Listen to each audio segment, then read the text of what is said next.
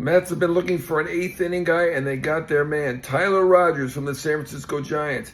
Bit of a surprise. His name wasn't really on the board because we all thought that the Giants were buyers, not sellers. They bought Rafael Devers. After all, that's a pretty big buy, but obviously they've struggled since they did make that Devers deal. They have the worst record in baseball since that deal, and now they are around 500. So they decided to pivot and sell. For the Mets, it's a big get for this year. He is a rental. Rogers is a side armor with great stuff, great success, having a terrific season, 1.80 ERA, but the Mets did pay a very heavy price. Blade Tidwell, right-hander, who has been a good pitcher in the minors, came up with a couple starts with the Mets this year.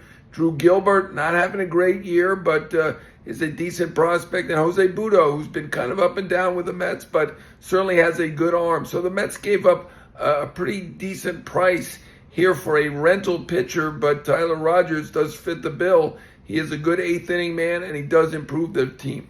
Hey, Mets fans, David Stearns is out here dealing, adding another arm to the bullpen. Tyler Rogers from the Giants. He's pitched well this season, 53 games, sub-2 ERA, 1.80 on the season. Submarine right-hander. The Mets needed to get another right-hander arm in the pen, and David Stearns goes out and gets it. So I like this fit because the Mets pen just got stronger. We knew they needed to get stronger. David Stearns has addressed that part of the team, which is a weakness. We'll see what else he can do before the deadline on Thursday. But when you talk about this trade, a lot of the talk is going to be about what the Mets gave up. And look, I'm going to keep it a buck.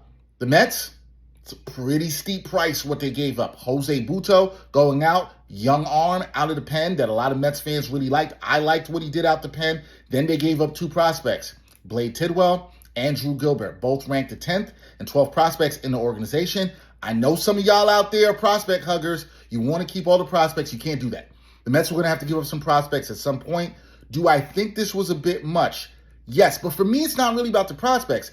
I would have liked it better if they didn't have to give up a major league arm that was ready in Jose Butto. If they could have kept him in the pen, I probably would have liked that. The prospects are whatever to me. I think the Mets were selling high on Drew Gilbert and Blade Tidwell, who projects more as a relief guy out of the pen. But look, this is a move that Stearns had to make. A lot of y'all wanted to say, what is Stearns going to do?